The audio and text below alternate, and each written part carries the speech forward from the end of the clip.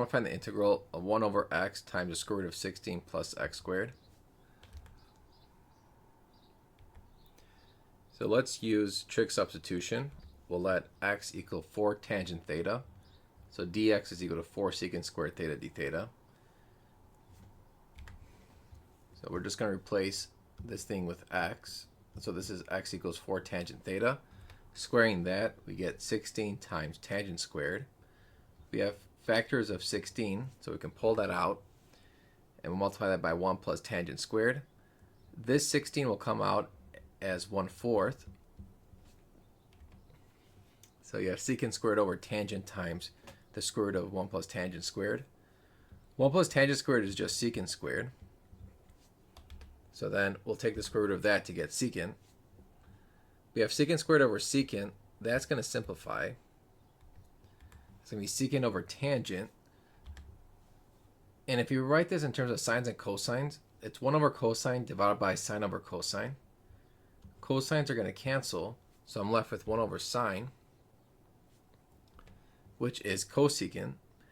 And the antiderivative of cosecant is negative ln cosecant plus cotangent. And we multiply it by 1/4 and add a constant. So now we have to go backwards. We said x was equal to 4 tangent theta. That means tangent theta is equal to x over 4. So if we look at a right triangle,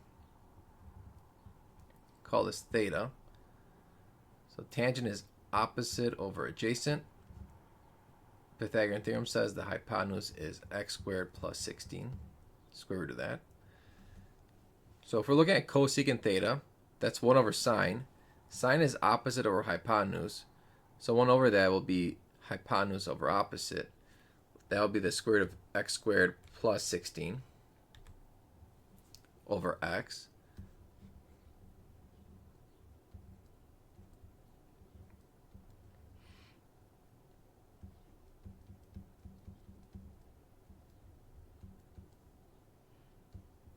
And then a cotangent is 1 over tangent. So tangent we said is x over 4. 1 over tangent will be 4 over x. So this is cotangent. And this is cosecant. And now they have the same denominator x. We'll combine these to get negative 1/4 ln of the absolute value of x squared plus 16, square root of that, plus 4 over x. And then we're just adding the constant c. And that is our final answer. It's using a different method, so we can use u substitution.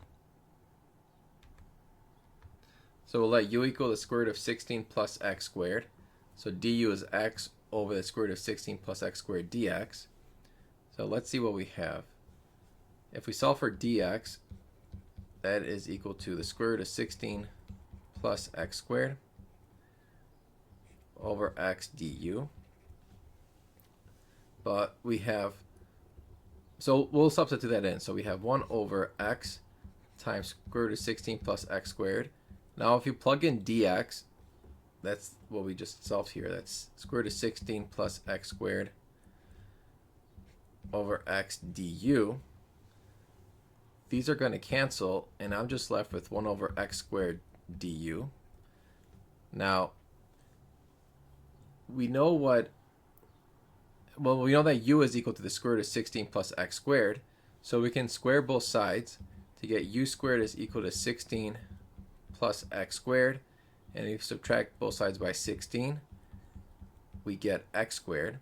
So that's going to go in here. So it's going to be 1 over u squared minus 16 du, which we can use partial fraction decomposition, split up into 2 separate fractions, and then we can integrate.